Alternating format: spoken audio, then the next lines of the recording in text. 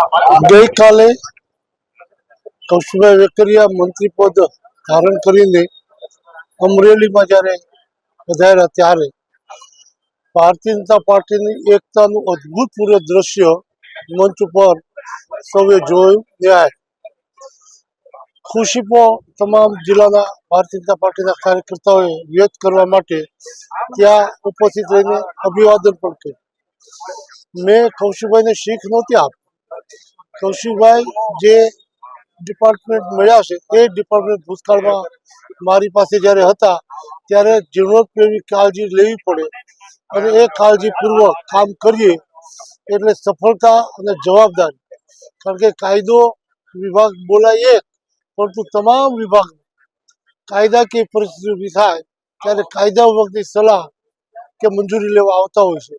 એટલે એવા અગત્યનું ડિપાર્ટમેન્ટ જ્યારે કૌશિકભાઈને આપ્યું છે એનું અમને ગૌરવ છે. કૌશિકભાઈમાં સફળ થાય એ વિશે મેં વાત કરી હતી. પરંતુ આ વાત જેવા પ્રિન્ટ મીડિયાથી સહન ન થાય, દ્વેષના કારણે આડાઅવળા સમાચારો પ્રગટ કરે છે, આવા દેશયુગ ભારતીય જનતા પાર્ટીમાં વિખવાદ ઉભો કરવા પ્રયત્ન, એનાથી ભારતીય જનતા પાર્ટીની એકતાને કોઈ ફેર નહીં પડે. અને ભારતીય જનતા પાર્ટીની એકતાના દ્રશ્ય ગઈકાલે જે હતા એને જે આનંદ હતો એ આ જિલ્લામાં કાયમ માટે રહે એ દિશામાં ભારતીય જનતા પાર્ટીના તમામ કાર્યકર્તાઓ અકબંધ રહેશે, જાગૃત રહેશે એવો મને વિશ્વાસ.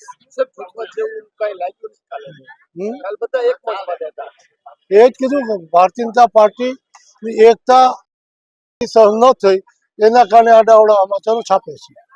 છેલ્લો સવાલ, જયેશ રાદડિયાનો પત્તો કપાઈ ગયો, શું માનો છો, શું કારણ હોય શકે?